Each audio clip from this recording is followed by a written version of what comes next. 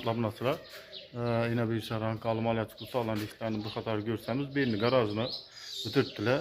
Renk verip fasat renk vurup şimdi bir kadar görsemiz kime şimdi malaka hizmetleri gerek olsa bemalası ekranda numaraları telefon uçlarınız mümkün. Kanalıma gittik bir yandan gösteriyoruz. Kanalımız yangi bolsanız da patlatası bolup koyamiz. Bir like basıp görüremiz olsa kanalıma gittik bir yandan gösteririz. İşin garajını renk verdiler. Uzun garaj 11,5 metreye bir 3 başın arkayı sığadı böyle. Sokuluna kafil basadılar aynı alıda kalası divarlarına renklerle patolog ak şekle basılgan renk bejvi renk urganlar.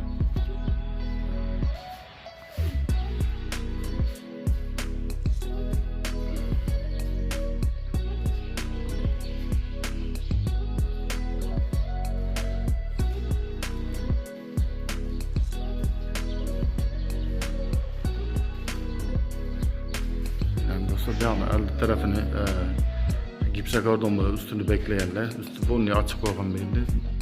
Darozdan aran pramoy boğan.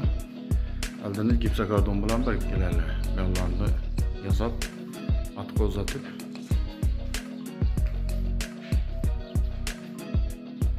Şimdi hurmatli obunachilar, videolarımız kime shunday malaka xizmatlari gerek olsa şu ekranni pastida nomerlarni qoldirib ketamiz.